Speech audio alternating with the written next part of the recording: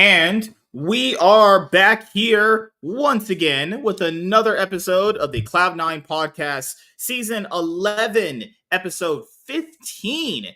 We have returned to grace you guys with our presence once again as we are gearing up to talk about the LEC 2024 summer split. And we'll be talking about the new Dignitas roster. So before I get into, obviously, any of that, I just want to let you guys know that we took a week break off because when the summer season starts for League of Legends, it is basically non-stop League until literally the end of like December, actually, or relatively like before Christmas usually is when like the summer season ends. Then you have obviously Worlds, then you have the off season. But this year it's even different because you're going to have like the summer splits, which are kicking off. The LPL kicked off. The LEC is kicking off this week. I think the LCK and LCS are not too far behind around that. Then this year we have the Esports World Cup. We're going to be covering that. And then after that, obviously, the teams are going to come back and we'll finish the summer season.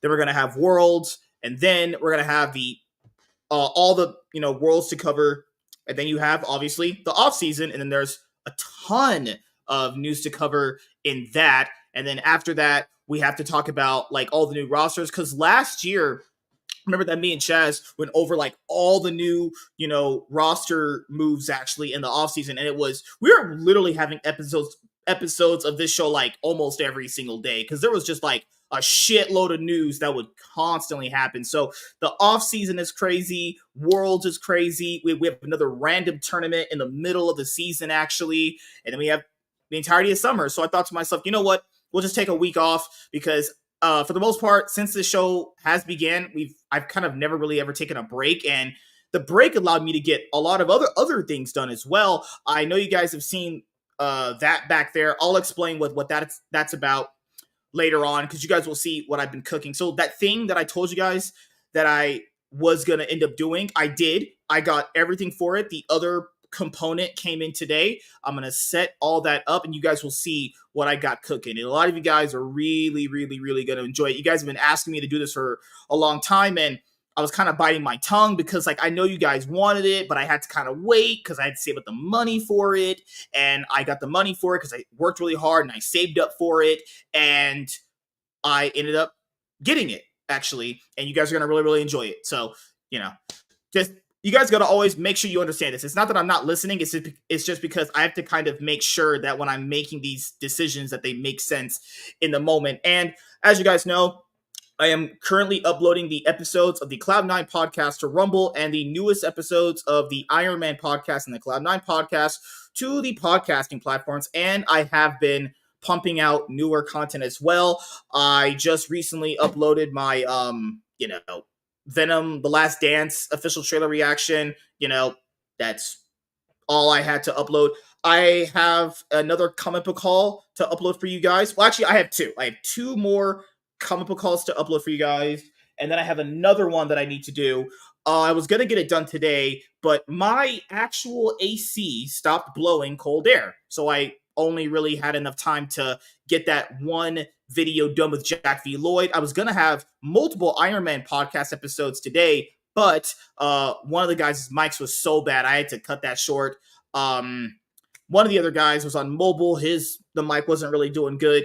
And when I was going to have a guaranteed Iron Man podcast today, my computer just randomly shut off like right then and there for like a good 5 minutes or 8 minutes. And that ruined me having an Iron Man podcast episode with Jack V. Lloyd, which would have been his third appearance. But I did manage to have him, and I'm going to use that as a video to upload for you guys. You guys are going to really, really enjoy it. I would have loved if he had his third appearance on the show, but, it just didn't pan out that way. But this is another good alternative for you guys because it's more content you get to have.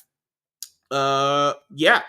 And now, joining me here in this episode of the Cloud9 podcast to talk about the LCS and the LEC is Mr. Blanks. 5 minutes. You haven't talked in a minute, man. Hell yeah. I've been busy. Got some couple videos done. The only one I've uploaded was the Finally, I was looking at my sub box. I was trying to find something to watch. I was fucking my mind was been fucked and my AC's been fucked. Yeah. So I was like, Chaz will upload a video. I'm like, this man will upload little videos. Maybe lying. I Nope, did the he pack uploaded a video today. There was it's supposed to be a Pokemon one. I gotta redo that one. Apparently, if I put out the original one, there's a gunshot that goes off in the back. I was like, I'm like, oh hell! And it's like 6 minutes in, and all you hear is, "Man, fuck you, nigga!" Pop, pop, pop. I was like, God, man. I'm like, I got out the ghetto, and apparently the ghetto just followed me. I'm like, niggas. I look outside. Nope. Puerto Ricans. I was like, fuck. Puerto Ricans, the discount Mexicans. Don't ever call them that. They'll beat you up. No. They won't beat you up. They'll stab you. They'll just straight up stab you. You know what happened in the group chat? Iron and Selena, they're posting pictures of around their apartment complexes. I know where Iron lives in Vegas. It looks like a pretty well-run neighborhood. It's gated. It looks pretty well put together. You know what?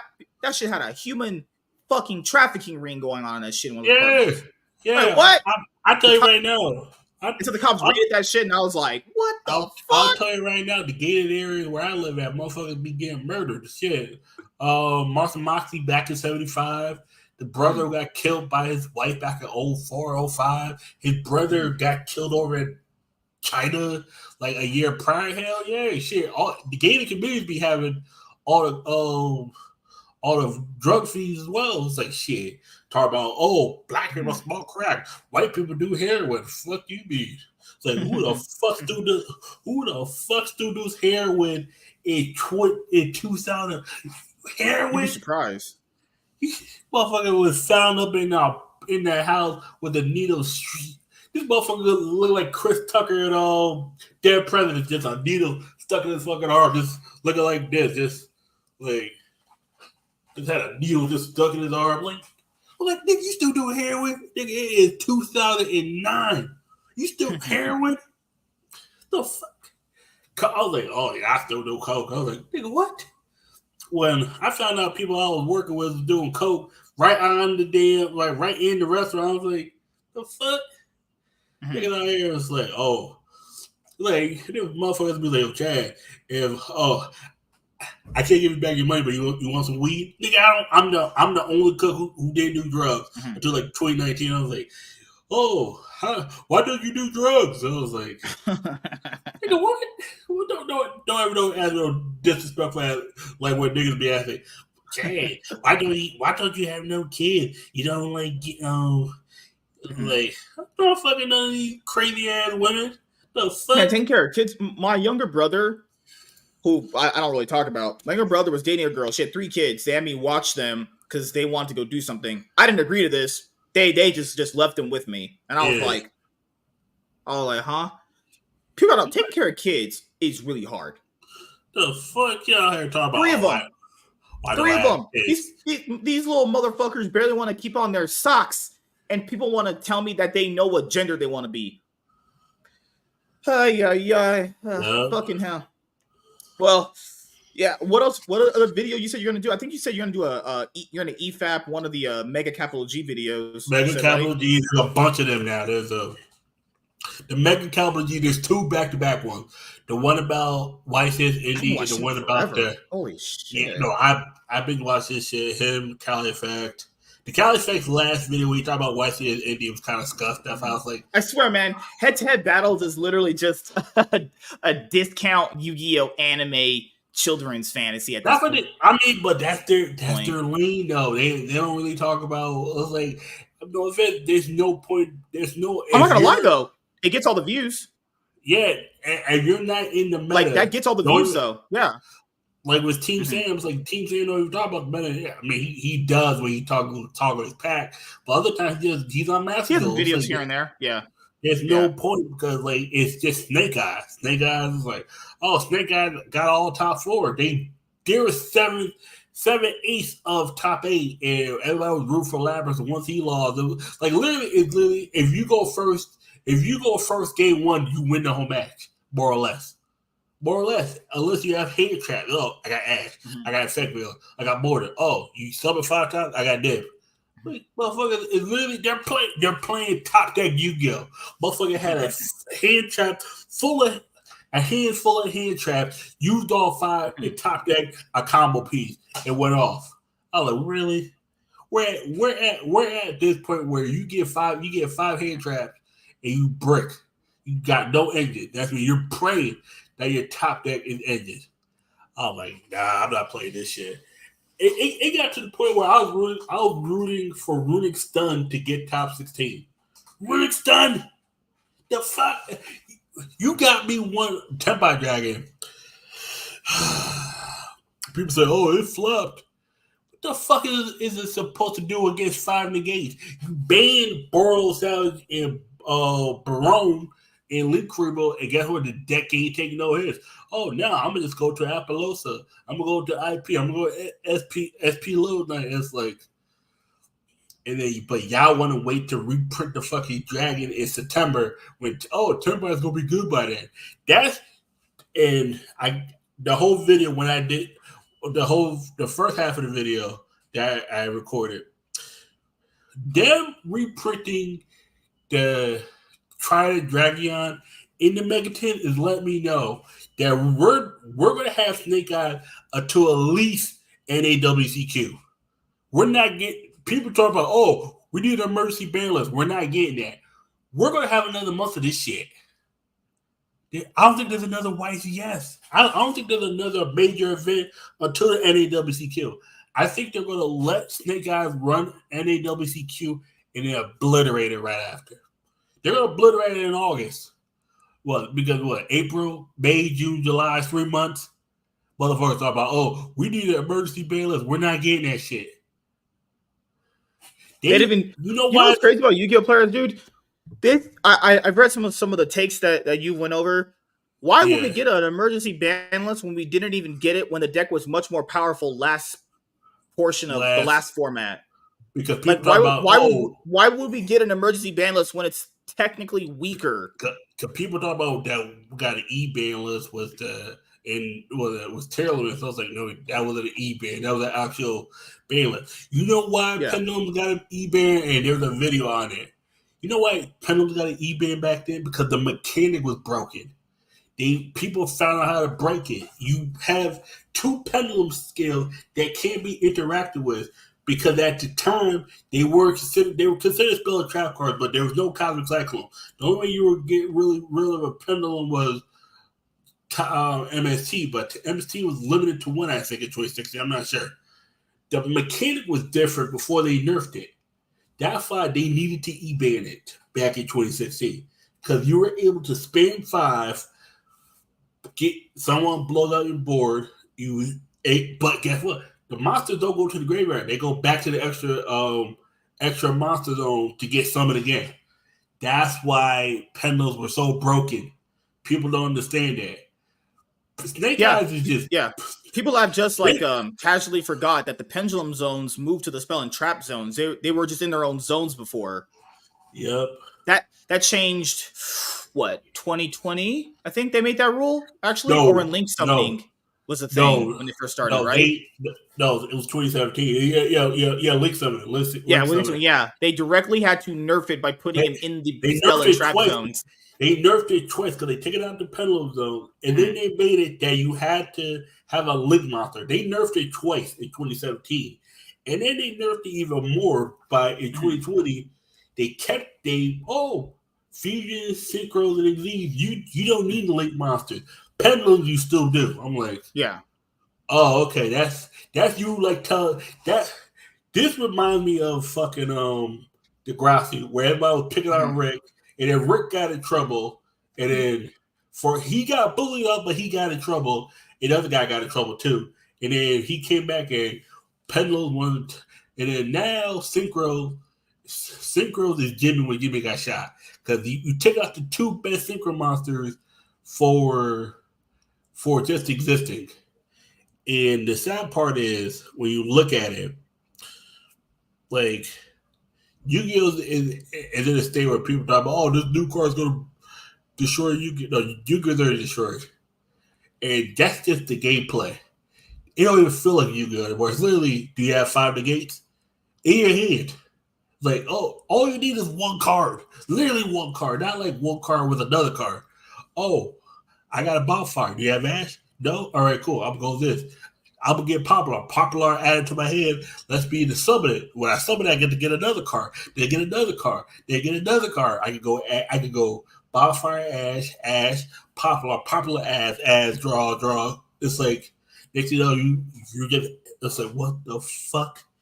It was like I went to one. I went from wanting to buy the deck and play it online to like, yeah, I'm not going back to Yu-Gi-Oh. There's not at this point, not at this time. I'm gonna wait probably another 6 months. I might build Tempa. I might build Runic Stun and just keep it aside just in case for a rainy day. But fuck. And Oh, then you said you're gonna do the video about the rarity collection too. Yeah, right? that one I want to read. I wanted to wait a little bit more time. The set still sucks. The set actually might be worse now. Now that it's been a month. No, the set is absolute dog shit. This was a money grab that didn't work. I think they should have waited. I think they should have waited. I think they strictly wanted to cash in on the hype of the other one so fast that it just potentially may have led them to just make an inferior sequel product. But it's definitely inferior. Look at what happened, even just with like Maximum. Remember when Maximum Gold came out and had all those really good cards, even though they were gold? Remember the Maximum Gold Eldorado product, which is worse by every single regard. But the thing with Maximum Gold is the one slight difference is it wasn't baking out the hype of the first one. We all knew the second one was going to be worse. Yeah. Because they already reprinted all the good shit. But the issue is Maximum Gold also. We didn't the reprint, the cards that they got reprinted, we didn't want them at Maximum Gold. We wanted them regular because the issue with Maximum Gold is they made it too sick to the point where you had to double sleeve. Before, you didn't have to double sleeve. But that one set, they had to add a ruling that if you play any Maximum Gold rare card, you have to double sleeve. Because if you don't, and a judge deck checks you and runs you're not double sleeve, they can actually, I think they can DQ you if it's severe enough. Because those cards are so goddamn. That's why for the ones from Maximum Gold Eldorado, right? No, both of them. Both of them. Okay. Look at the gold rares again. Those shits is sick. The golden rares from the premium golds are just gold. There are no sick borders. Like that's why it was an upper deck. Like the upper deck cards can't be used. They're sicker. Upper deck. Yeah, you can't use certain upper deck or the Mattel cards. If you use them, you will automatically know that card right there is what it is. And I wanted to make sure I announced this to people. I did find my channel banner for my YuGiOh channel, and I put it up. And I'm going to do my welcome video very, very soon. And after that, I'm going to start doing market watches again, actually. I was thinking about just uploading the old Market Watch archive videos I have too, because might as well. I got nothing better to do with them. I mean, people are going to watch it. People are going to watch anyway, is what I kind of figure. If they like you enough, they'll just fucking watch. Well, let's go over some League of Legends stuff. So where do we leave off at? So we'll do the best of threes after this one. And we'll do everything LCS first, and then we'll do the LEC tier list after that. So let's start with Dignitas. Dignitas, new roster is Licorice, Spica, Jensen, Zven, and Isles. Okay. So let's start from the bottom up. Isles has been on Dig for this year. He was on Cloud9 previously, their academy squad. They tried to put him up in the main roster, but that was when that Korean Cloud9 experiment pretty much just failed. I never really thought Isles was that good. Honestly, he never looked promising, honestly. He didn't really look good this year either, but, if he's like the only best option you got at the moment because you're already spending so much more money on the other guys, I guess, and Zven did already play with him before, as you mentioned in that video. I remember when he did. Them getting Zven is actually a pretty big upgrade. I'm not gonna lie, they've not really had a good ADC in a while. Actually, I can't even remember the last good one they've had. It's been that long. Maybe the last one was maybe when they had Johnson, and that's a That's an old one right there. Oh my gosh. Yeah, back it was a bot lane of Aframu and Johnson back in like 2020, 2021. Dignitas is so forgettable, guys. I forget generally the rosters they be having over the years. They're like that one team. They're always trash. You know they're always trash. They're gonna have like 1 year where they're good, technically because other better teams are not performing very well, and then they'll just crash and burn. So I think Zven is gonna be a big upgrade over Tommy. Who was the guy? What's his name? His name was fuck. Who was the agency there before?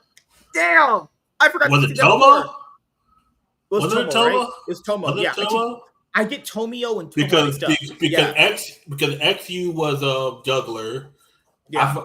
I forgot who the top laner was. No, was it Tomo the top laner? They had Rich. Oh, no. Rich is top laner. Yeah, Rich was top laner.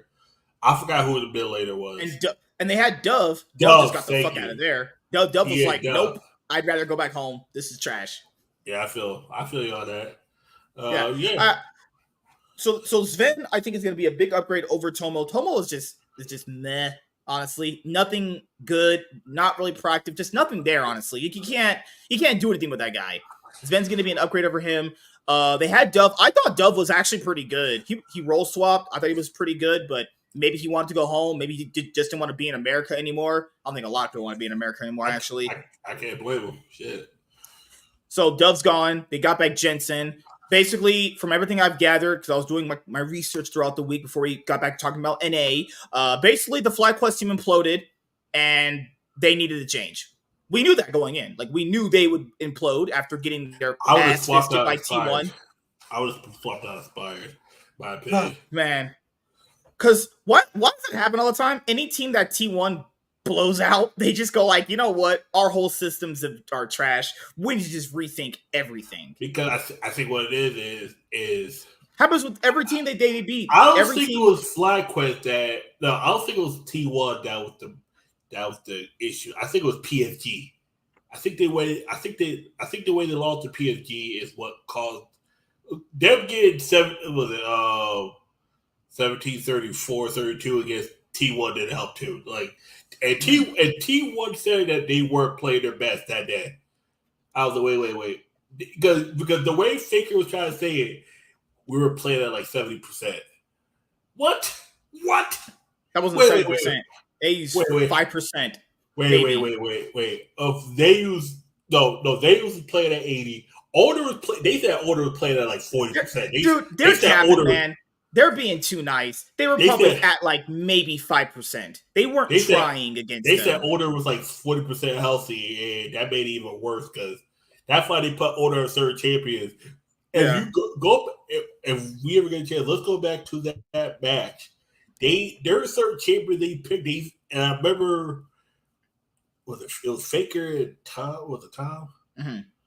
I think they said that they were picking EV champions because they needed to scrim up, but also none of them were feeling really well. Like the only two that were feeling well was Carrier and YuGiOh, and Carrier mostly because he's the youngest. His metabolism was kind of faster than everybody else. And YuGiOh, he didn't really eat much. He was just drinking water half the time. Faker, he that's why he can't eat it. You know what the Koreans do? Whenever the Koreans travel anywhere, they try to replicate in their scrim rooms something relatable to Korea. They said these motherfuckers bring like, what are the things you carry? They said these motherfuckers bring luggage bags of ramen. Not backpacks. Luggage bags of ramen. Because for them, familiarity is a big thing for them whenever they travel around anywhere. So whatever room they're going to be in has to reflect what they had back at home, you know. And that was a big thing too at MSI was we heard Lehens got sick, another Razor got sick. Like, what the fuck? I just heard getting sick. Lehens was sick. They said who was the other Keed was sick at the beginning. Yeah, but the good thing about Genji was I think they had a whole week off. Key was able to get better. Lehens was sick the whole game. Imagine that. Genji won an international tournament of 4v5. Yeah, they team wasn't even at full power. It just won everything. Yep, but that's terrifying. But look at the champions they put Lehens on. That's why they're able to win because it wasn't like hard click gotta play. It wasn't. It's not like putting like carry a like Sutter. They put him on like what Nautilus or some other shit where it's like he was on Rumble in game 1 of the Fnatic series, but after that they didn't give him really anything else beside that. That's Fnatic. He at that point. Even at that point, I mean, that was scrimmage. Come on, son. The head could have been on fucking Yubi and stupid Fnatic. As bad as Noah was, we're not gonna talk about Noah right now. I'm just saying, as bad as Noah was, they could have just brought up the support of the Genji Academy support, and he would have been better. Like that's how the gap was. That's why with FlyQuest, to me, once they lost to PSG, that's what I knew they were. Like that's why I think the moment they knew they were throwing away Jensen was when he TP'd into a play that wasn't gonna work at all. Even when T1 dove them, he just TP'd it. I was like, he probably just sealed his chance. When they were already dead, I was like, oh yeah, no, trust me. He TP'd to a play that mattered. You don't have to be some expert at League of Legends to know that TP sucked. You don't got to be some fucking 2 + 2 = Y + B. It's like when the quarterback had an open wide receiver, throws it to the 3 cover wide receiver, gets picked off. Yeah. You're like, he's getting cut tomorrow. Or the kicker misses the wide open 40-yard kick in a dome. Oh, there was wind. You're in the dome, nigga. You inside. you get cut. So they got Dignitas went and got back Jensen. What's crazy is because Dignitas had Jensen last year. People, you guys probably think this is deja vu. Yeah, they had Jensen last year. They had Jensen all of last year, and he was fucking off boot. Yeah, he didn't go to World with them last year, but this is the only available spot. Then that's where they got to go, and that's what. Yeah, because that's what I brought up with some of these teams like Immortals now and Dignitas. If there's no spots available because there's less teams now, people are just going to go there.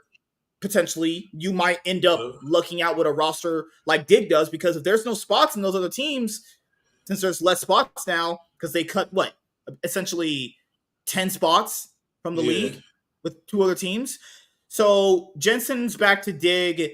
Him and Inspired, as we know, just couldn't work. I mean, I didn't think that the interview you had with Digon was all that bad, but you could kind of tell that the play style that they had together just isn't going to work. That their play styles do not match together whatsoever. Inspired is one of those people that you will put to the face. Like if Adam, why are you so mean?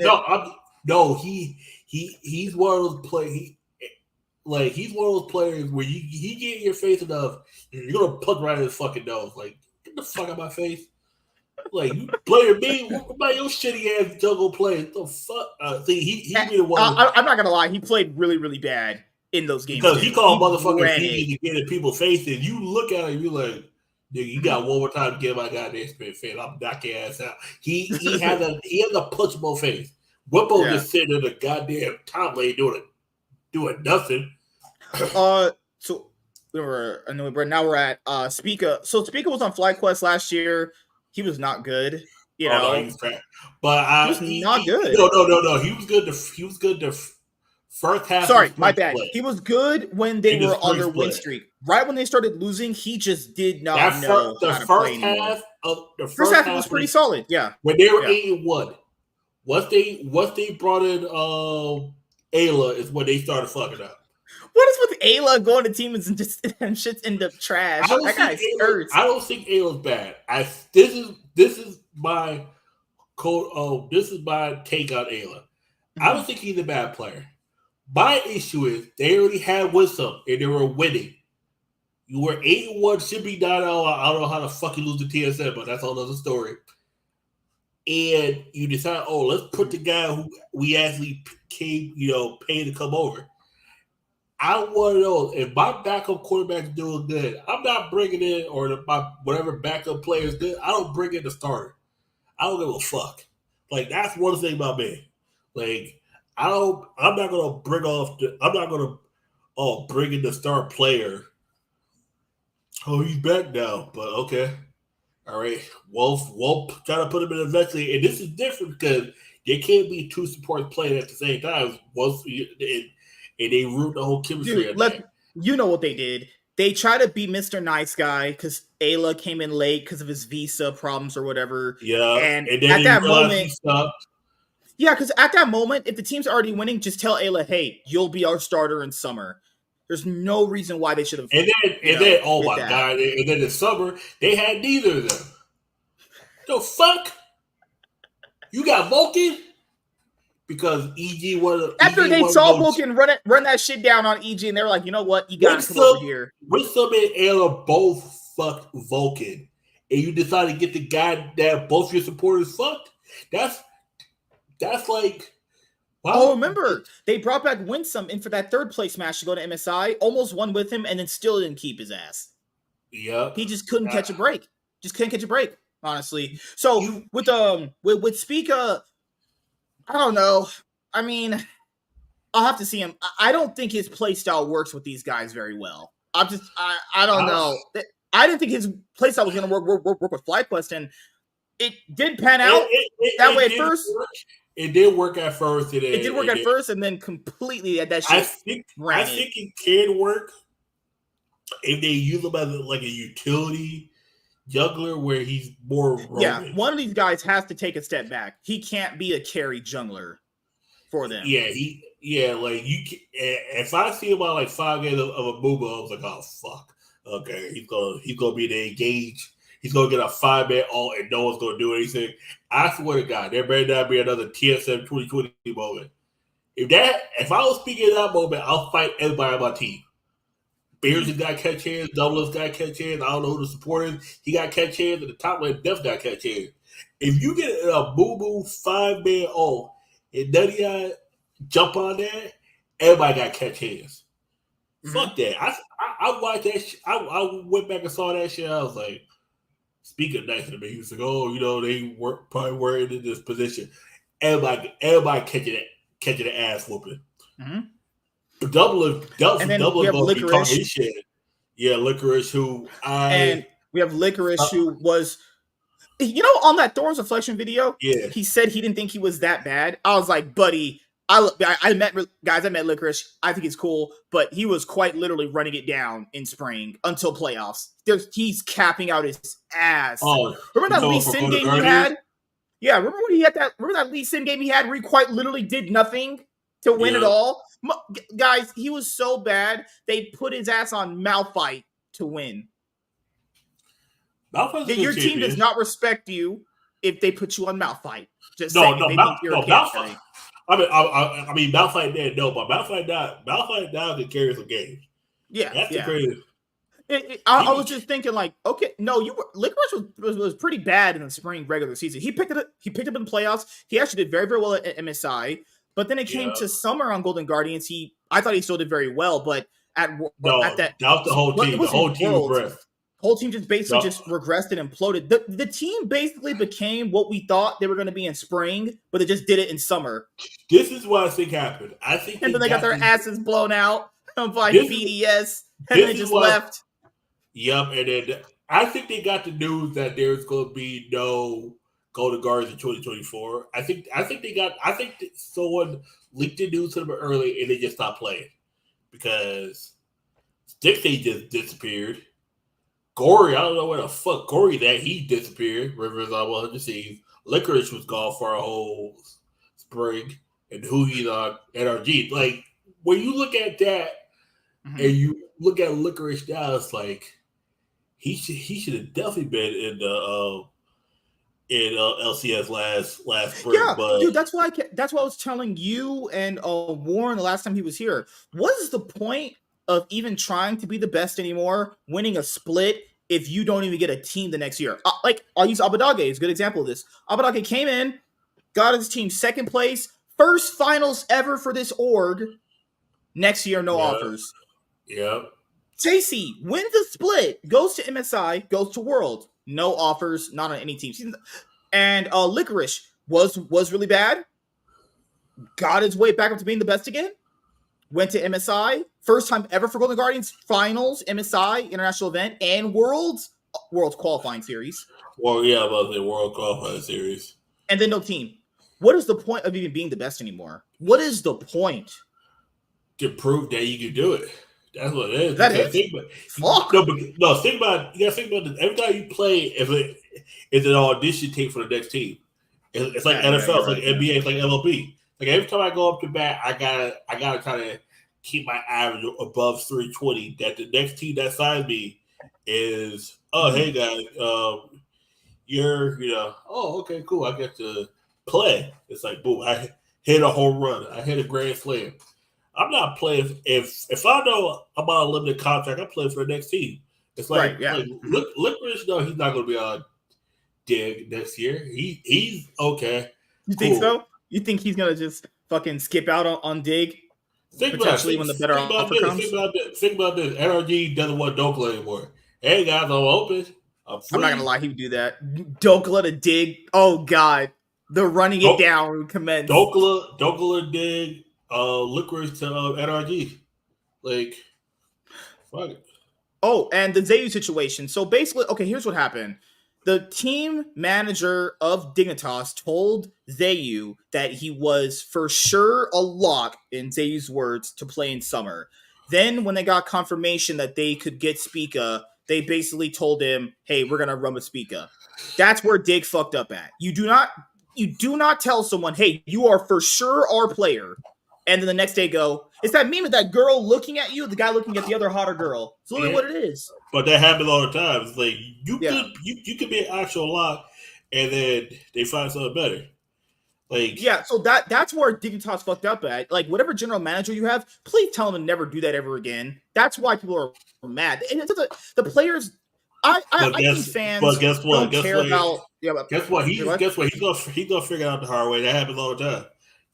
Yeah. How about my old job where the guy thought he was, I got this job. Next, they found somebody to cover your shift. And next, you get put into a bullshit shift. And next, they fire you. It happens. Like you get demoted. Yeah. It's kind of like where you get demoted, and then it's the whole thing with like TV shows where TV shows does great, flips in the rating, but can never really fully recover. He moved from Tuesday night, a good night, to a Friday night where the cousin Skeeter syndrome happens. Cousin Skeeter syndrome, the Fairly Mad syndrome, or or the sitcom Saturday Night syndrome. Back in the day, before 1995, if your sitcom was on Saturday night on certain channels, you was buzzing because Saturday night, both families were home Saturday night. The people that were outside at 8, 9 o'clock at night were people in their late like 2021 to about 25 partying. If you wasn't partying or you was a young kid or an older adult, you was at home watching whatever was on TV. You wasn't out about unless you went to the movies. And that says that's what happened. After you got you're secured, but doesn't mean you're secure. It means like they might still have to pay them. Like a lot of times that happens too. Oh, okay, yeah, we'll still pay you. Sorry that we were able to keep your spot. Or potentially, whoever does Spica's contracts, or whatever agent he has, I don't know if he does it by himself. Potentially, he took less money to play, because now the teams have all the bargaining power with that now, and that's what ended up happening was that basically, their general manager told him, hey, he was a for sure lock, and then they discovered Spica was going to be available, and they just went with him. He said he had conversations with Zven, but he tried to put it off on Zven, but I don't know the conversation he had with Zven, but Zven probably just felt more comfortable maybe playing with Spica. ZeU looked okay. He looked all right on Dig. I can't really blame him for a lot of those games because that roster is just really bad. I don't think anybody on bad rosters like that can look good.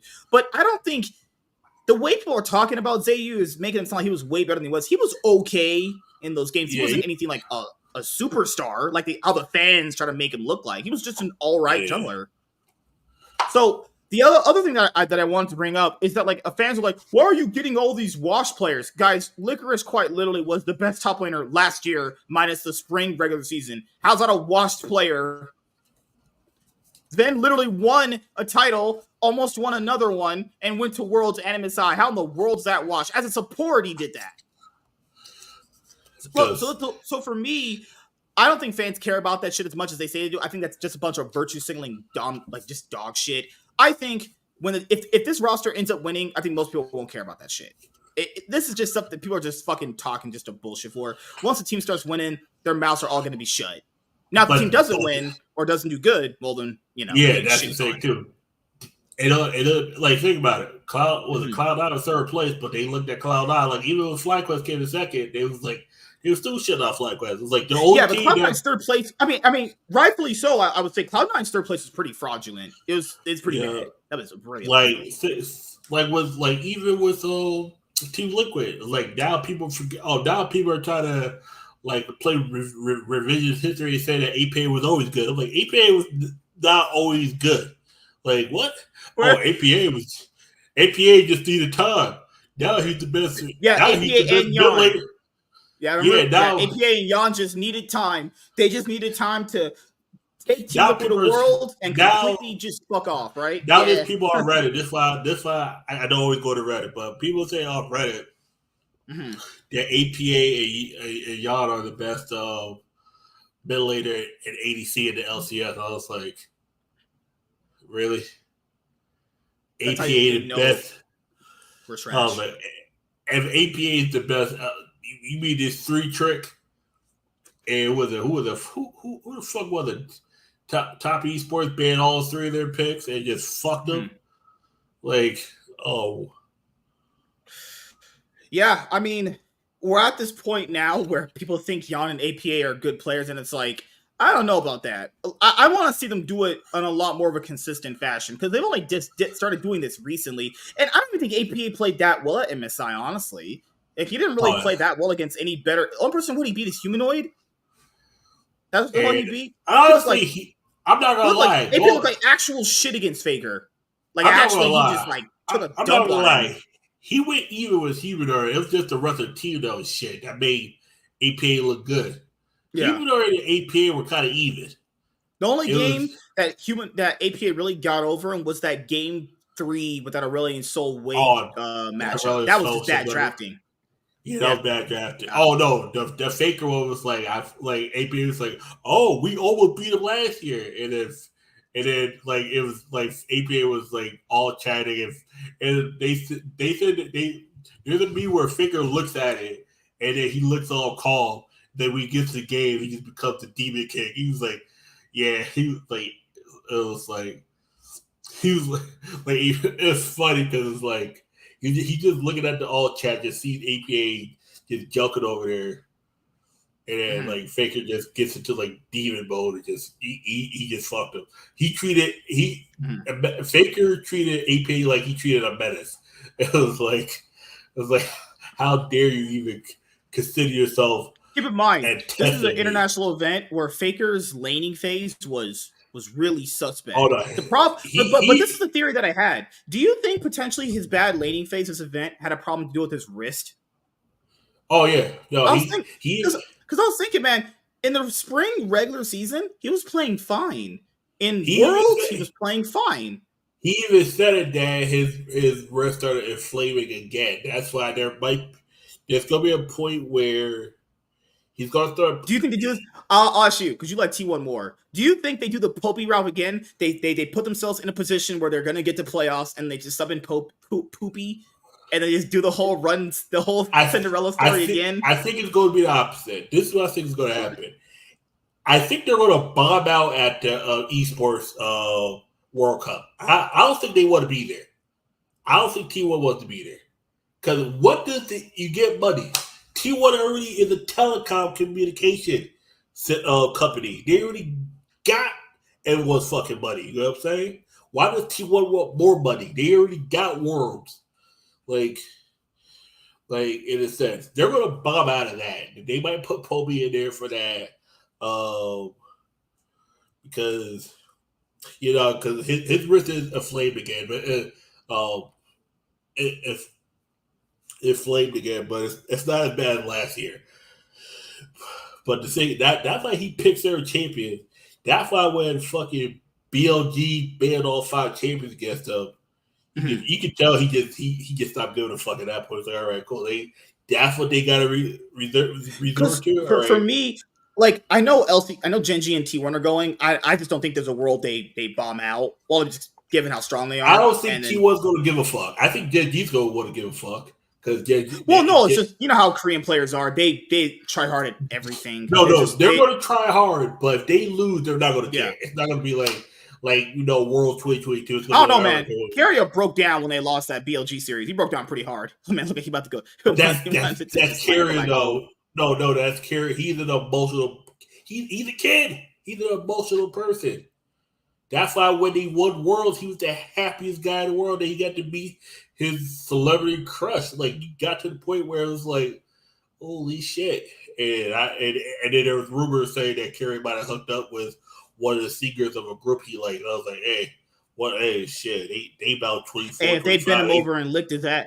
I'm just saying, if one of those hot Korean girls and one of those dance groups bent him over and licked his ass after Worlds, I can't really blame him. Shit, fucking MeYoung was willing to stalk Faker to get a hug from it. And Sakuda was like, oh, we can't, like, you, and MeYoung got Sakuda, you promised me a visit with Faker, you better give me it. And Sakuda looked scared as shit. I was like, you can't be lying to this Asian girl saying all she wants is a hug from Faker. And you say, oh, I can't do it, even though he's right there. Sakuda, don't be fucking around with MeYoung and Yvonne. And they might actually snap your neck, man. You little, like, you gotta stop lying to these chicks, man. I will go to the next thing. The Mark Z Travis Gafford best of 3 stuff.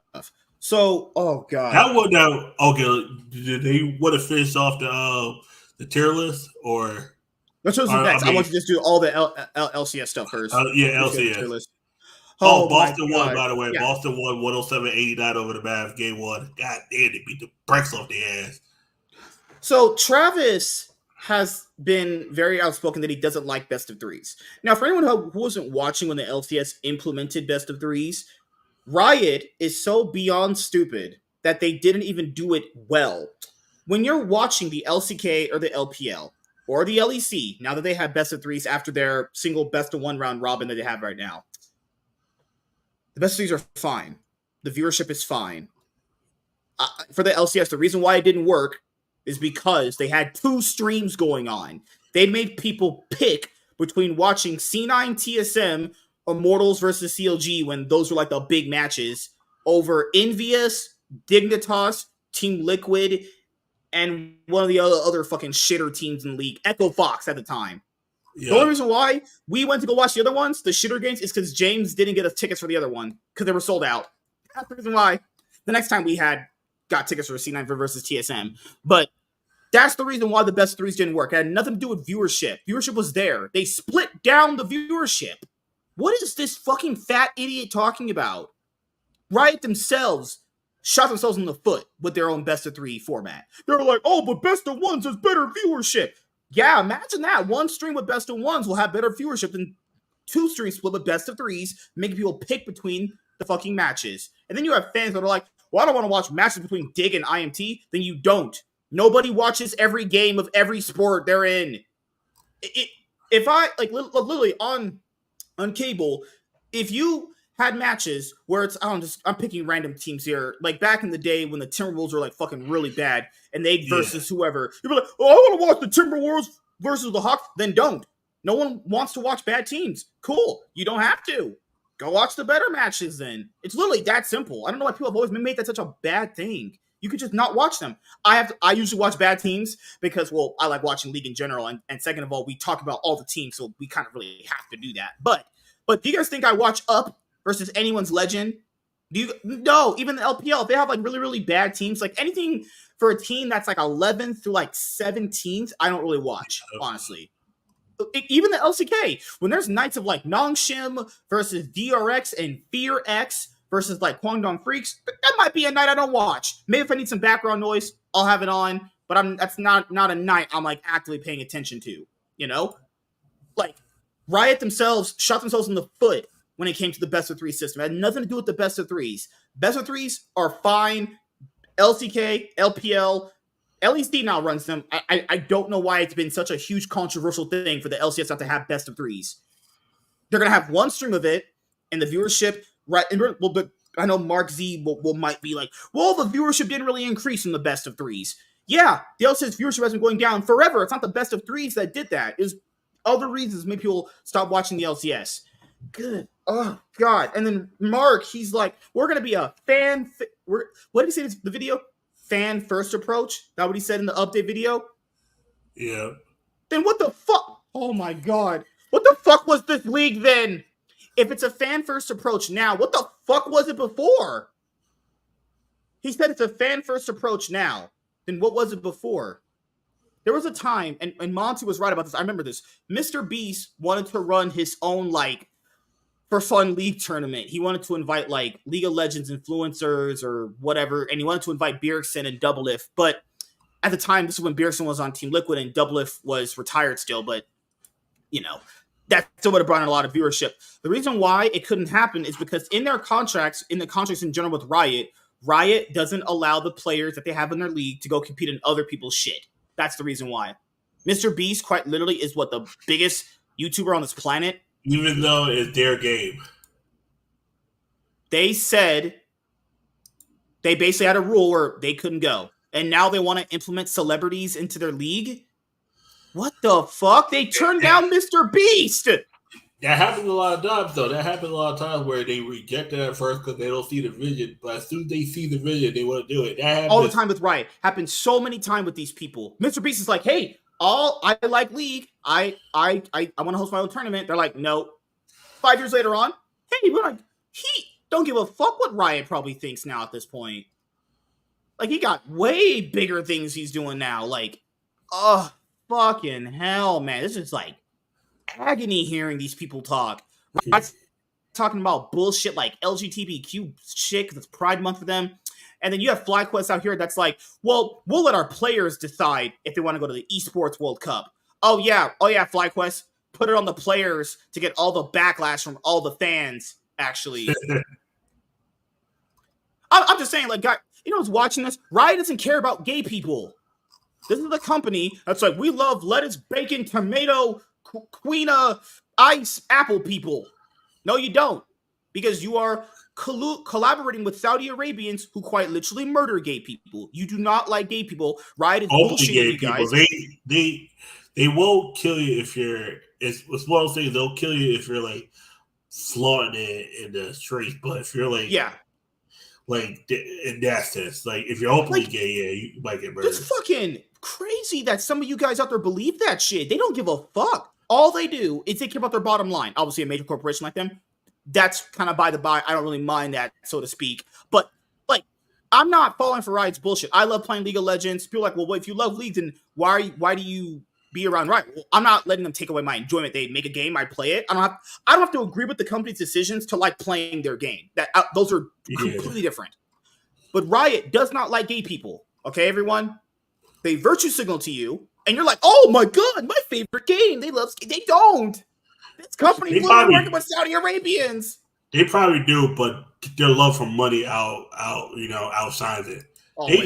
Always. They can care for gay people. It's like the Mr. Krabs thing in SpongeBob. It's like the Mr. Krabs thing in SpongeBob. Just dollar signs just be blinking. It's like this. They made characters that were not designed, but like targeted at homosexuals. But at the same time, they'll still work with a country that's like Saudi Arabia. It's like, because honestly, at the end of the day, they're a corporation and they go money first. There might be people in the org who probably are against it, but it's majority rules. It's like, every time I was like, I'm not fucking with this, but everybody else is fucking with it. I just didn't work on that project. I was like, yeah, I'm not doing that.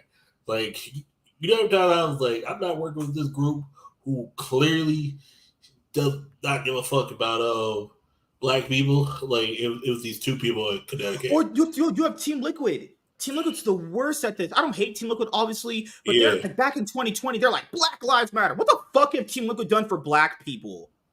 What have Team Liquid done for gay people? All you guys do not you obviously, but all these guys do is fucking praise them online. What do they do? This is lies. This is all virtue signaling. They don't give a fuck. It's so cringe to see people just be like, oh, well, why are you talking about them on Twitter? They like gay people. They put up a Black Lives Matter hashtag in their Twitter profile. That's great. What have they done for black people? You tell me the actual things they've done for black people. Oh, they put that hashtag up. Oh, you people are so fucking beyond stupid. You got like, I have this bridge I can sell you here. Fuck. Here. I can sell you fucking gold out of my butthole. Or maybe you can buy Lennon's tits or something. I don't know. Hey, honestly. Like, goddamn. Like, people in life, you gotta look at people's actions, okay? Younger people that watch me, look at people's actions. If someone says they're gonna do something, they might do it. You never know. But actions always speak louder than words, in my opinion. I've always tried to live by that in my life. This company truly, they have even workers in Riot that are a bacon tomato person. And even they are going to be at that event, working the event at Saudi Arabia. Yet they love gay people themselves, while they're probably gay themselves. Make this make sense. I don't know if this is performative. I don't know if this is fake. I don't know if this is just virtue signaling. I don't know. Real, but at the end of the day, you got to do your job, or you won't have a job. And hey, I've always said that. Bills got to get paid. I never say otherwise. But don't be saying. But then that's why these people just be grandstanding on Twitter constantly. If you like gay, if you want to be gay, like whatever. The trans thing, I'm never supporting that. I'm not supporting that bullshit ever. But if you're really about like supporting gay people, why would you ever go over there? They quite literally kill gay people over there, guys. I don't know if those people know that living on a rock. No, they do. They don't like you over there. No, they don't like openly gay people. It's one of those things where it's because it's a sexuality. Why it's one of those things because at the end of the day, you're not like when people say over America you're born gay. There's no proof that you were born gay. What's the proof that you were born gay? It's like when people it's like you can't be born racist. It's like. Yeah, like, yeah. You can't be more racist. It's one of those things where a child at a young age should be developed into it. Yeah, but you can't come out the womb and be like, I hate black people. Like that just doesn't happen. Like you don't come out the womb and be like, oh, I meant to be born a girl, but I was born a boy. Like the child only the only thing the child knows as he comes out is who his parents are, like by looking at who's around them and who holds them first. It's like, dude, look at this. These are the type of people that Riot be supporting. This old ass, crusty, disgusting bitch. This is the one that created the Spider-Man character where she spits webs out of her crutches. I'm not kidding. That was the actual thing. And no, the book didn't sell. That sounds like trash. That sounds like trash. Look, black, queer, autistic, they, she. Oh god. Why? That's me. You got a triple war score. You're black, you're queer, and you're autistic. Oh fuck! And pronouns in the bio. Oh, bruh. Goodness. She also had a sex hotline open. She was like, my thing also. Does she have that nose? Does she have that septic piercing? I've always said weirdos be getting that weird septic piercing. I was like, what is the point of that? Like you're getting a nose piercing through your fucking nose.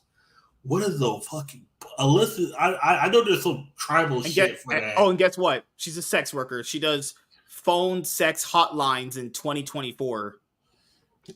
Like, bitch, there's OnlyFans. I don't gotta talk to you. Like, what the hell? Who that? Fuck. Good lord. And women, remember, guys, women are oppressed, though. They can just do all those things, but they're oppressed. Okay. Shit. But yeah, that's women in Saudi Arabia are oppressed because they those can't are actually do nothing. Yeah, they can't do shit. That's my general opinion. Riot does Pride Month every year. I just ignore it. I just play the game. I don't buy them Pride skins.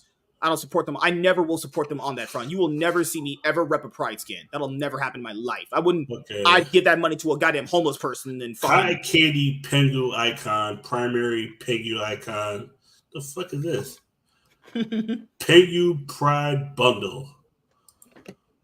The fuck? Oh, it says more reason not to buy that trash. It says I got it owned, but I'm like, when did I ain't never buy this shit, or did I get it for free? You bought Pride merch for League? No, it says owned, but it's like I'm trying to remember. Did I get it for free at one point? What did you do? I don't remember. I know I ain't buying nothing. I ain't buying no skin recently. The fuck? Let me see. Oh no, I think I. Okay. Now let me go look at the. What?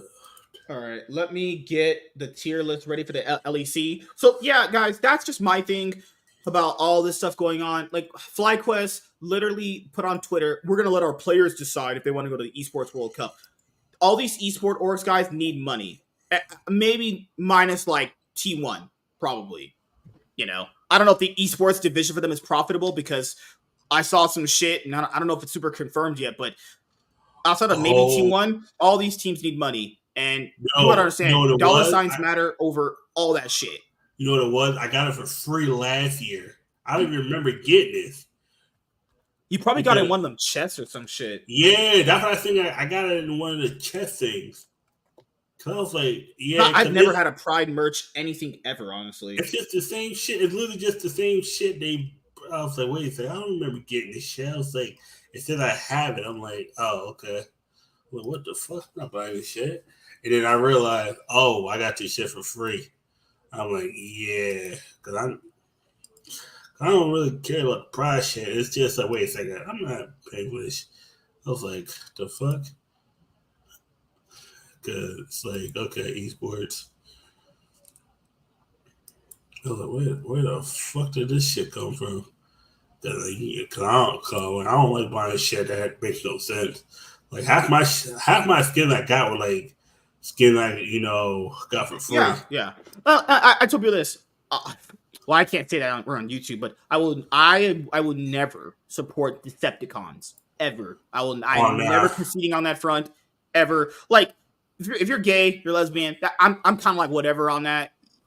You still at least believe you're what you are, like in terms of like I've always said to me, I got nothing against trans people.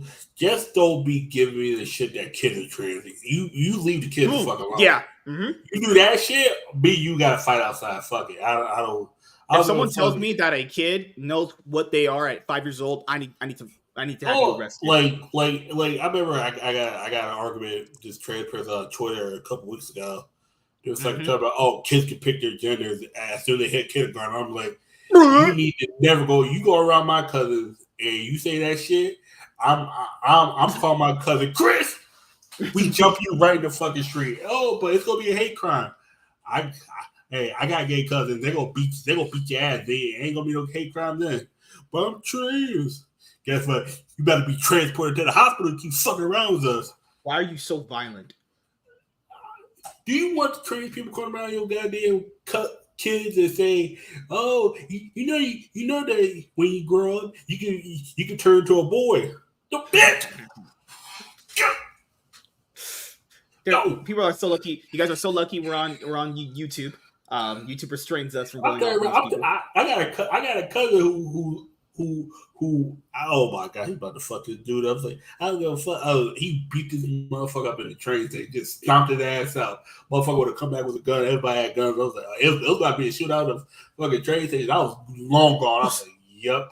Well, speaking about the LEC, all right, we'll do our LEC 2024 Summer Split Team Tier List. And as I promised you guys, basically these are the tiers: G2 Master Race, everything else. That's how bad it is. That's just what it is for the LEC right now. I mean, sorry, everyone. G2. I saw League Unlock. It was literally.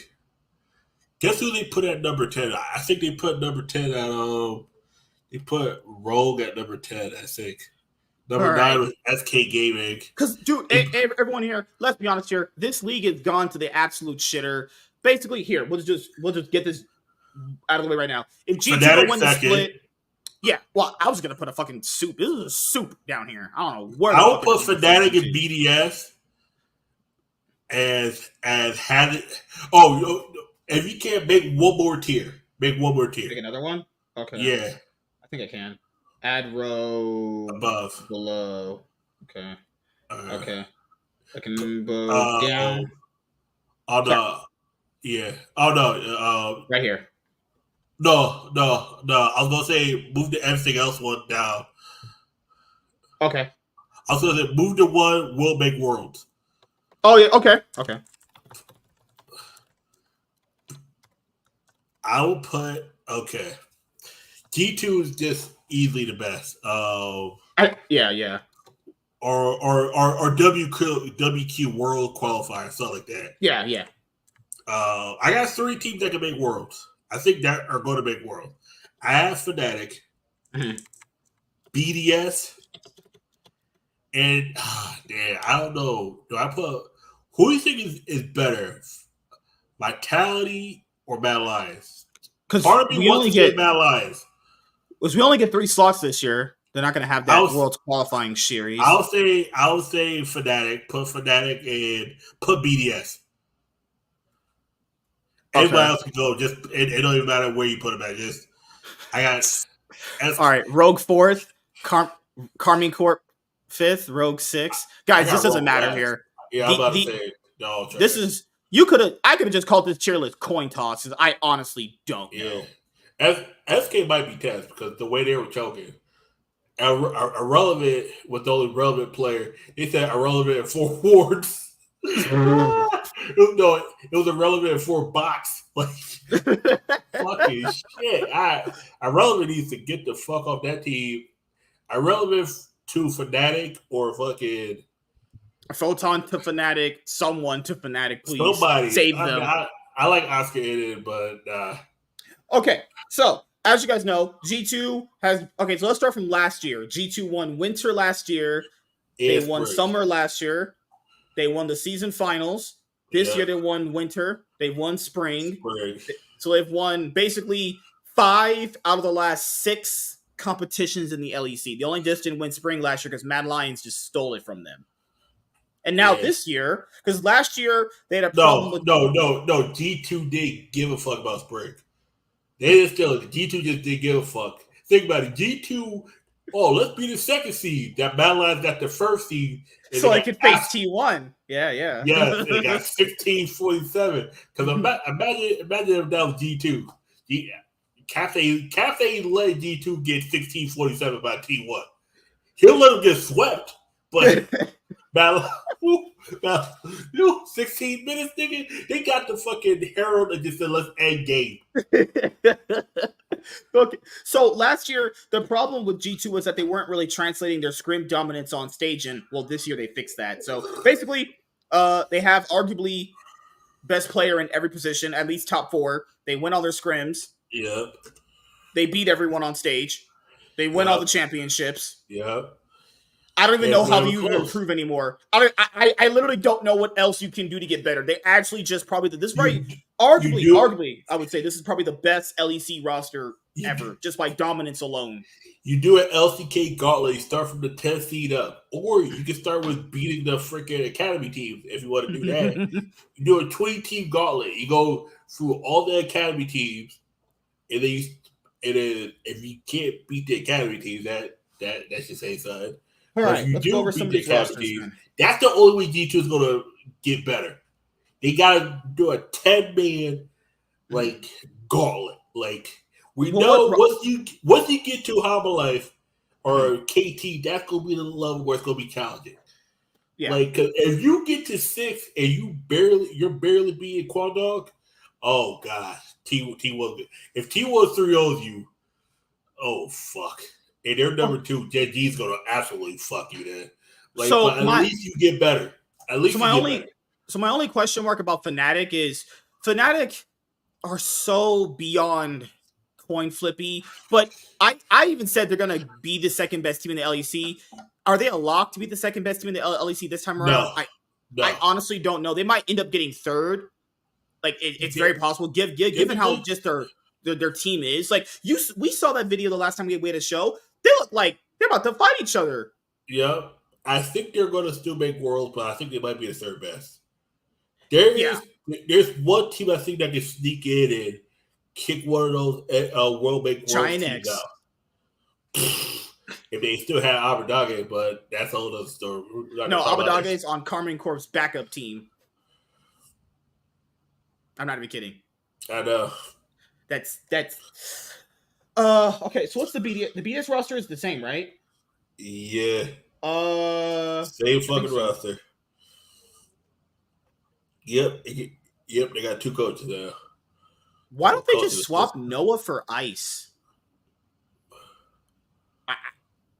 That might make this situation better with their Korean bot lane. Yeah, so Fnatic, as you guys know, I've railed on them for quite some time. I mean, BDS Noah with LeBron.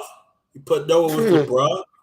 Okay, BDS ain't go to World. Okay, just kick them the fuck out. That shit ass bot lane. You want LeBron? LeBron's gonna have to carry. Oh god. LeBron Noah might be the worst bot lane in theory. LeBron's gonna have to carry games. Oh fuck. The no brav bot lane. Yeah, no Brav, no balls. Oh god. Keep in mind, BDS were one game away from 3-0ing Fnatic to go to MSI. Just one game away, but they would have gotten butt fucked at MSI just like Fnatic did. But imagine them against G2. Imagine them against Gen G. Oh my heart. Oh no, god. Fuck all that. Imagine BDS versus Team Liquid. You saw Fnatic look against Team Liquid. BDS gonna be even worse. God. God, no, not Gen G. Keen versus Adam. That might be the biggest stomp I've ever seen. No, Nook versus Chovy. The fuck? You want that game? It was already bad enough when it was like Chovy versus a menace. Yeah. You want Chovy versus Nook. Yeah. You want that gap. Yeah. Because that guy's a piece of shit. Fuck no. LeBron versus Lehan at like 50% and Lehan still beats him. Oh, God, no. I still can't believe that Lehan is sick for 80% of MSI. And oh, my God. Genji were relatively maybe at like 70% and still won the tournament without a support. Until he got better. That's the fucked up thing about it. Genji's bot They said they couldn't even scrim with him. They didn't even scrim. They said the first week they couldn't even scrim. He was that sick.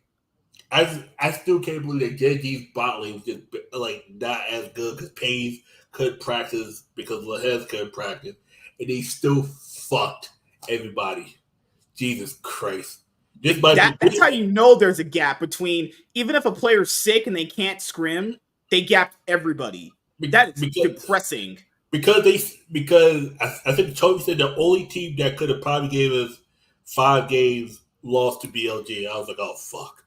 I did not say if BLG gets back to the final, just give the trophy to G2. We did say that. Yeah, I even said if it's a Gen G BLG rematch, Gen G win.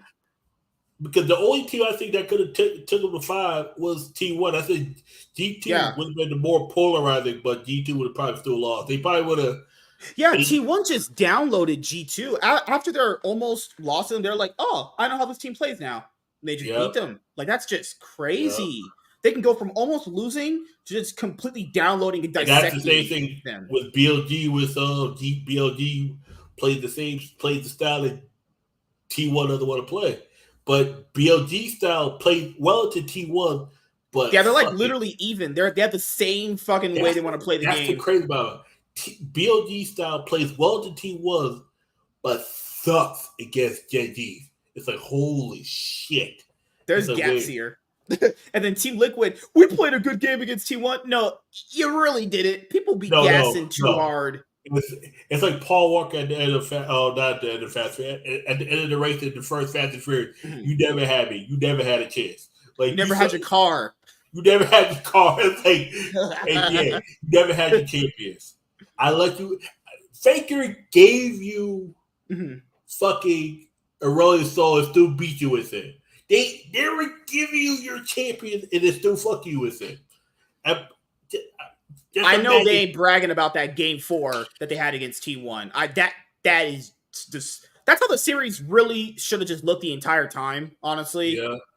Oh, Karmi Corp. Yep. Where's Karmi Corp on here? What's their the Karmi Corp roster? Kata, Closer. They pretty much just got. They're like 5th, 6th best. I think they got better, but they're still trash. I don't know how this team go to work. They still got Targamas. That's me. And it's like. Oh, they got Targamas? Oh, hell. Nope. Yeah, I'm about to say, yeah. Yeah. Nope. League Unlock had them at like 5th, 6th place. I was like, they still got Targamas. That's probably relatively where they're going to end up, but we don't know, honestly. If Karmi Corp have a bad split with these guys, you can think about it. And they're keeping Targamas again. Remember, they're going to keep Targamas until that other guy comes in with him, so we get another year of Targamas on Karmi Corp. He ain't leaving anytime soon. Think about this. The last time we see Closer, he looked kind of broken. The last time we see Kata, he didn't look that good. Upset is upset. That's pun intended. Quite literally can't work with Targamas at all. He just is so fucking mentally boomed at this point. I don't know who the fuck can work with Targamas. That's the question. I don't think anybody can. Caps, is the only reason why Targamas has his only title. And honestly, Vladi's only there because he didn't realize that Sakin was an inting feeder. Second out here literally chewing in motherfuckers' ears when they're trying to play.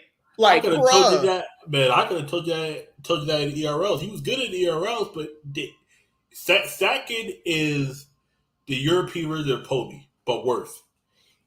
There's a gap between ERLs and LEC, and there's a gap between LCK Academy and LCK period. There's a gap.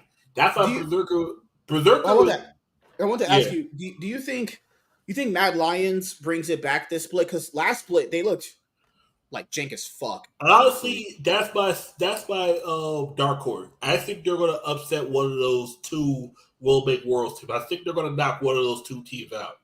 You think Vitality might be one of those teams too? I don't know, man. No, I think Vitality's gonna choke toward the end. Vitality, I think they'll be like 4th. Honestly, I think they're gonna be 5th. I think Mad Lions is gonna. They could be 4th too. They're gonna be on the outside looking at it again. These are like the dark horses, I think, right here between these two. Mad Lions and the team. I don't have faith in Hylissang, but the only players on this team that can win anything for them is just Photon and Carzzy. But Linkus, this is going to be his first time playing on stage. But I don't know. Like, you're probably right. Mad Lions will probably just get it over them, honestly. Team Heretics, who they got? Oh, it's the same roster. This team was pretty solid. This was a solid team. They're about right there. SK Gaming have their Korean bot lane. If anything, as Fnatic have proven, Korean bot lanes can work, but unless they are fluent in English and don't mental boom, because what's the name? Not fucking hell no. What's the support's name? God damn it! On Fnatic, Jun quite literally tilts whenever Noah does a bad thing. If SK Gaming lose to a point where they feel like they can't win, they might start tilting too, and then they're gonna look worse. This is the real coin toss decision right now. If SK Gaming get into that choke fest that they were in last split, nah, they're not making anything, honestly. I don't think SK is going to make anything anyway. I think SK. I think this is what I think is going to happen. I think SK is going to be. They're going to kept the same roster. This is what I think. This is what I think is going to happen with SK. I think they're going to end the season between 3-6 and 6-3. They're going to be in contention for the first place, lose it in the final game, and then they're going to get immediately kicked out of the playoffs. Like, I think they might even get first over G2 because G2 just like, let's make it harder for us, guys. Let's go 5-4 in there, Yeah. And then G2 just wins the game. You're like, and then they win season finals again. It's like, oops. We got all the points. Oh, here's the irrelevant rosters. Giant X will do nothing. Rogue changed. I think Rogue didn't change anything. I think they might have changed one person. Still the same shit roster. Yep. Rogue ain't changed shit. What did Giant X change? Giant X just changed out their top laner, and they have Juhan from DRX. I think they might have got worse. Yeah, no. Last. He still got Patrick, who's been out there for 4 fucking years doing nothing. Hey, man, it might be this year he steps up and becomes the best ADC. Just he could have stepped up last year when the best players on the team were Abadaga and Limit. The 2 best players on the team are no longer there. What the the 2 fucking best players for you in that playoff run no longer there. Limit was the best supporter for Patrick. Patrick was actually able to do because Limit was willing to play tank champions that protected Patrick. Now you got your new support now wants to be a carry with. I was like, you had the best support for you, and you let him go. Mm-hmm. He was willing to play Braum 5 games straight. Anyone willing to play Braum 5 games straight to? Because you know what? Because Patrick needs a tank, or he needs a support that's like. And even though Braum did have some kills, he wasn't taken away from Patrick because Patrick was always protected by him. But it was Braum. It was like you really let Limit go. Abadaki, I could probably understand.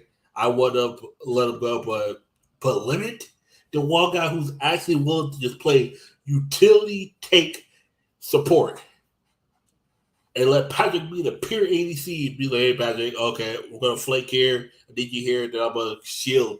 It was like, holy shit. You let him go for Ignar, who also likes to carry.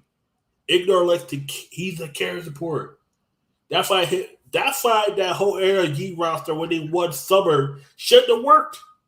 It shouldn't have worked. That LG roster in Summer 2023 should have not won the LCS. That was probably a And look at NRG now. Like NRG has Hu He, and they're just worse. You know. Yep. That's like FBI is a good support. FBI is a good ADC for NRG, but Hu He's not a good support for him. Like, yeah, it's crazy how people are trying to replicate that again.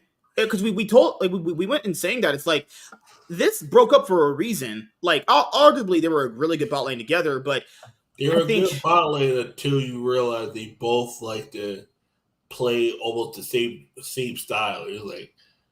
It's like I was like, no, that fight don't work.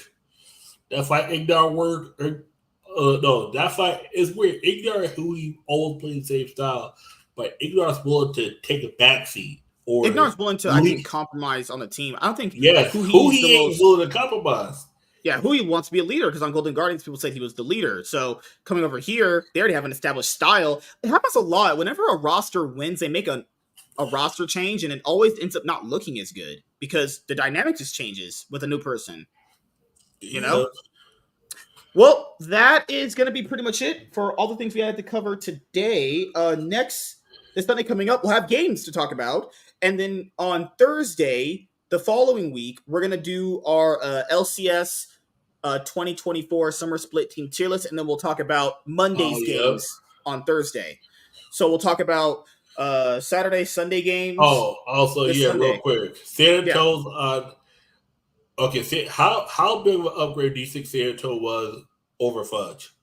I think he is going to be a decent upgrade, but it's going to be hard, not in the moment, because he's going to have issues with potentially communicating with the team. I mean, he could honestly... I would generally prefer if he started out slow and then got hot as the season built. Because if he starts out hot... Because a lot of players that I've seen throughout the years on any new roster, when they start hot and they crash and burn midway, it's hard to adjust. But I think he'll come in. I think potentially he'll do the best he can, but I don't know how his play style specifically matches up with all the rest of the guys. But they did talk about there was a lot of people. How would I say this? There was a lot of people giving information on the last Cloud9 roster. Like, too many people wanted to be like the guy. There was not a person that kind of like took a step back. If you have one less person trying to, talk in certain situations and it's cool with just doing whatever and just being a really solid player, I think that will make the dynamic too. Keep in mind, they don't have Mithy. They have Reaper this time around, you know? Because they said Fudge was like, Jack, don't pay me. I want to fight for my spot back. I'm like, Fudge, I don't think you're getting your spot back, buddy. I'm about to say, that might not work. That's one of those... You would have bet on yourself, and that's good because that shows how much you're dedicated. But they're going Korean. It's one thing if they went Licorice. Were you surprised when they got Thanatos? I also think they were going for him, honestly. Because my thing is, he was supposed to go to what? Carmack Corp or something?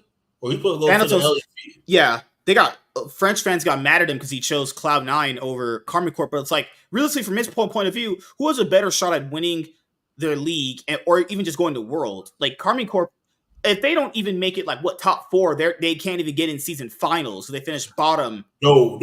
They have to win. They have to get third because they got tested twice. Yeah, they got tested twice. I think they have to get top 3. Top 4 might not secure you because think about it. G2 if G2 could bomb out and they'll still have enough points to be in season finals. That's how far up ahead G2 is. And G2 and Fnatic are going to be in season finals. That's how many points ahead they are. Think about this. The same 2 teams from the winter and spring did not make the playoffs. The same two teams. They have 0 points, I think. 0. Mm. You might have to end up winning the whole split just to get a chance to get to see the finals. Yeah. Think about this. Giant X did hit the playoffs twice, and they needed to get second place just to even sniff the season finals. Think about that. Think about Carmen Cook's kind of fucked. Yeah, because I don't know how far they have to get to even get in season finals. They finished literally 10th twice. Oh god. But I don't know I don't even know if Cloud9 are they going to win the split? I mean, are they going to get to finals? Because a lot of people are going to look at them and go like, well, they finished third last split. Was like, yeah, but if you watch them throughout the split, it looked really, really, really rough. Like Berserker's out here punching doors and shit. Like that's not a third place finish and you go like, good job. No, that's a third place finish and you're like, man, we actually just fucking suck together, honestly. You know, Berserker had an off split. Vulcan hasn't really been good in a while. Blabber didn't have the best split either. Jojo Pion was kind of like their best player, but I feel like the reason why Jojo was so good on EG is because everyone just played around him and just enabled everything he wanted to do. Well, this roster is not going to do that for him.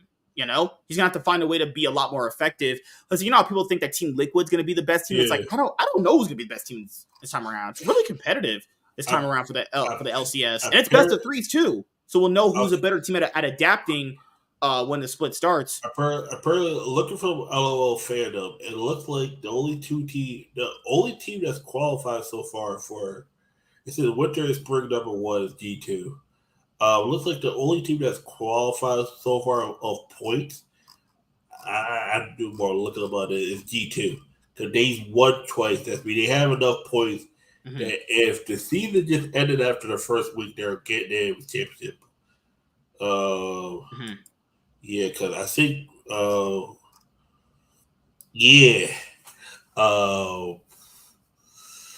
G2 has 260 because if you get first place, you get in winter, you get 120 points. Yeah. Think about this. The Battle Lines got second place in winter. That's right. They got 100 points, and then they got like between 5th and 6th place. That's right. They got 55 points. Battle Lines is at 155 points. Guess how many points G2 has? They have 265 points.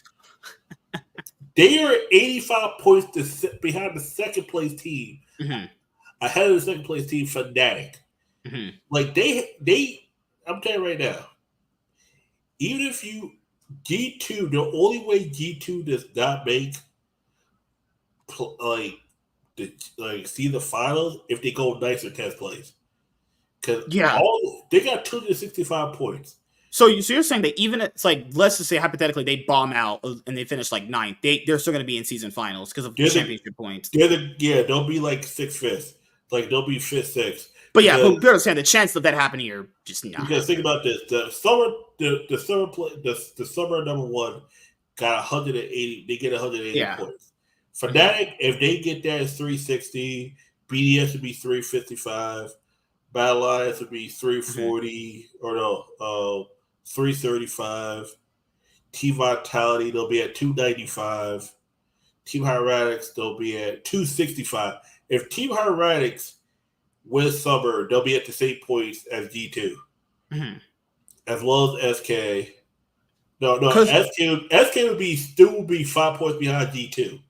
And Giant X would be 20 points behind G2 if they win the final. And you know the fucked up thing about it is? Yeah. Rogue or Karma Corp could win the summer and still not make the season finals.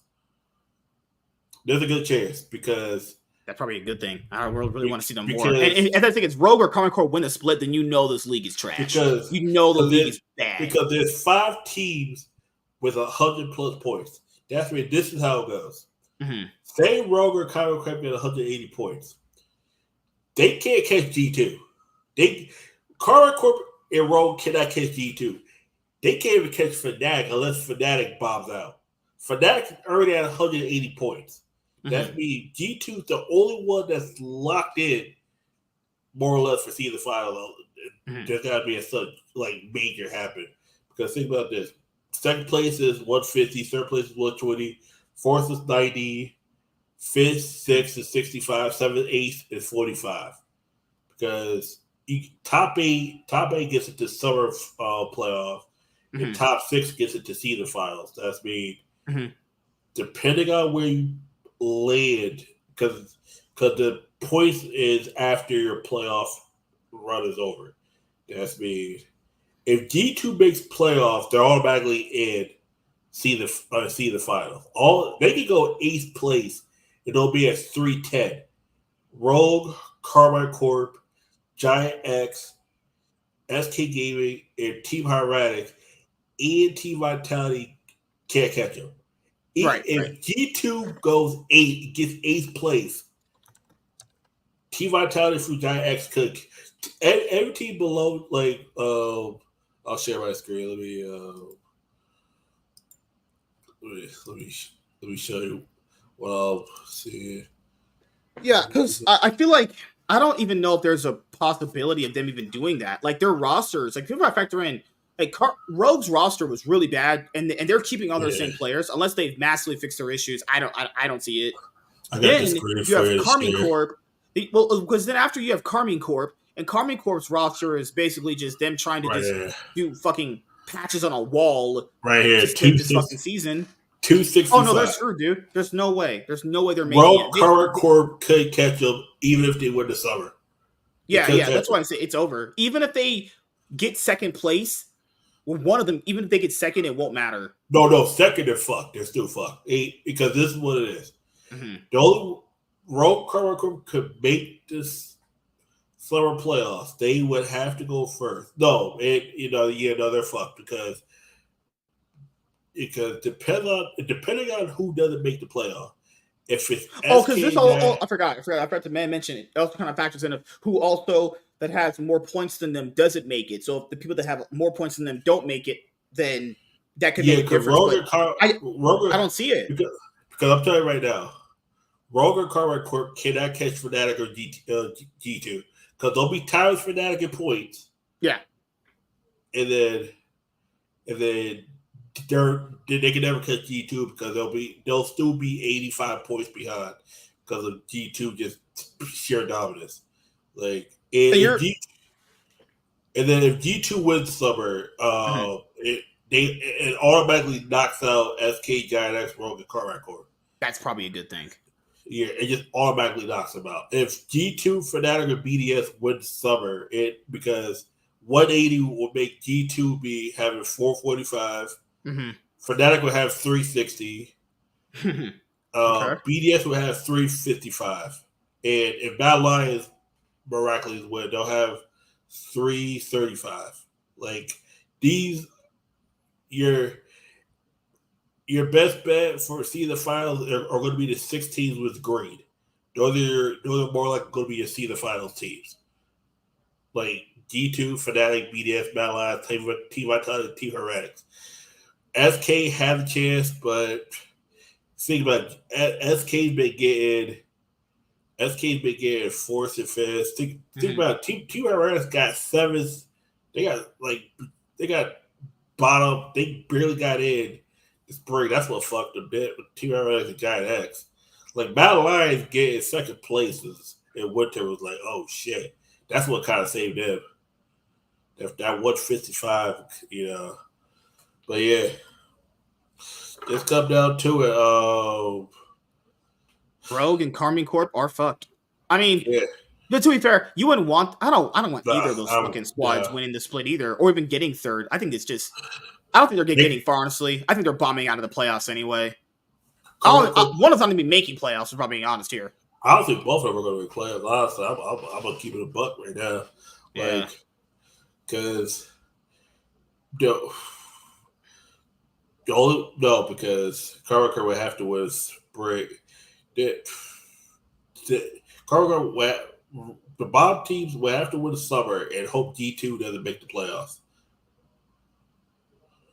Like that's the only way you can, because then they don't gain any points, but they're still in the playoffs because that 265, because your 180 doesn't even get past the top 2 teams. Rogue and Card Corp winning summer means they'll barely be top.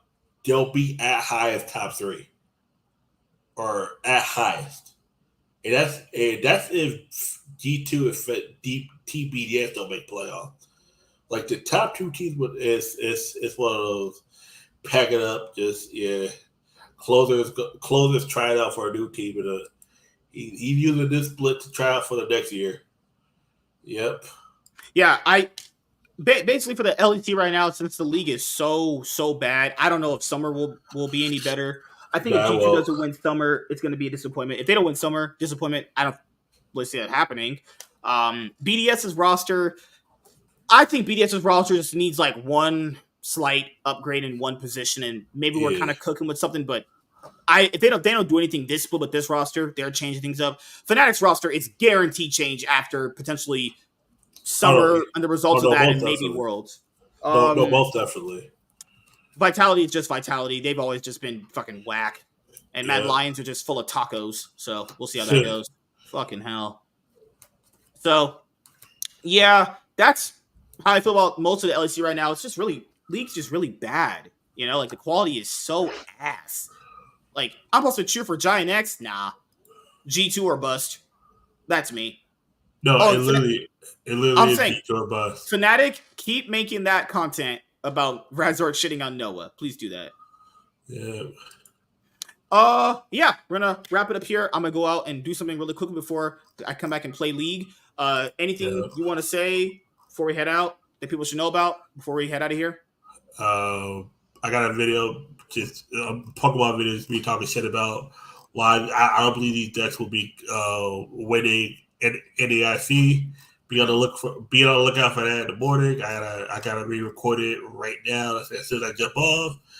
Take it, get something to eat real quick, and then jump on. And yep, boom! Holy shit! This guy got a lot of copies of Cross-On Designator. That's crazy. But yeah. I right now I'm gonna have Pokemon content on my main channel, and then eventually I'm gonna move over to the Pokemon channel once I could figure out how to start the traction. There was a few videos I wanted to get your help with because I need to set them up. Yeah. It's gonna be like it's gonna be evergreen content where I'm gonna need like specific images and not like statements because I can make those myself. Just I need help with some of this evergreen content I'm gonna do. I have ideas for like 3 of them.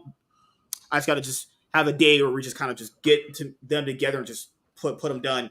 I had one that I'm probably gonna do about 2.5 Men. I've always wanted to talk about that situation, but I'll have that happen at some point. All right, everyone. So just letting you guys know what's going to end up happening coming from the channel. I have more content scheduled to come out for you guys. Don't worry about that. I have an Eric July detractor video coming up again. I know you guys like the other ones. I'm working on that other one right now. I will upload the Jack V. Lloyd Voltanerist interview that was supposed to be an episode of the Iron Man podcast, but since he had to head out because of an appointment, I'll put it out here as a pre-recorded video. Subscribe to my comics channel. I have literally 2 comic book hauls to upload for you guys. I'm going to be working on that 3rd one, actually. And then I have my YuGiOh channel about set and ready to go. I put the channel banner on it, and I'm going to do my welcome video very, very soon. And then that's going to go. I'm putting out a poll on this channel to ask you guys, should I make another channel for gaming? Actually, I would just call it like Master Swag King Gaming or something like that for like playthroughs and game reviews. Actually, that's kind of the next thing I'm kind of going to be working on. I want to make sure like all my niches are covered. That way, if there's gaming, come over here. If there's Yu-Gi-Oh, it's over here. If you want comics and manga content, it's here. And well, this main channel we have, the news that we cover on here. Keep in mind, the Iron Man podcast is returning. The Iron Man podcast is officially coming back to YouTube at episode 500. And keep in mind, you can watch the whole entire thing in order on the Rumble channel, actually. And yeah, that's pretty much it. I'll be putting out the Cloud9 podcast VODs on Rumble when I get the chance to. I'm just trying to upload them as fast as I can. And then I'm going to be uploading the newest episodes of the Cloud9 podcast to the podcasting platforms, and you guys will see them when they're uploaded to there. So thank you guys for checking out this episode of the Cloud9 podcast. If you are a returning viewer or a new viewer, then please, subscribe to the channel if you have not already. Leave a like on this episode of the Cloud9 podcast if you enjoyed it. Comment down below, hit the notification bell. That way you guys can get notified on whenever we upload a brand new video or go live. And we will see you guys. If you're just watching this show, we will see you guys on Sunday at 5:30 PST. We'll be talking about the first 2 days of the LEC 2024 Summer Split, Week 1, Day 1 and 2. And then Thursday next week, we're going to do our LCS 2024 Summer Split Team Tier List, as well as recapping Monday's games from the LEC 2024 Summer Split, Day 3. And we'll get some LPL, analysis in there as well. Hopefully, you guys have a great weekend, everybody, and we'll see you guys in the next one. Peace, deuces.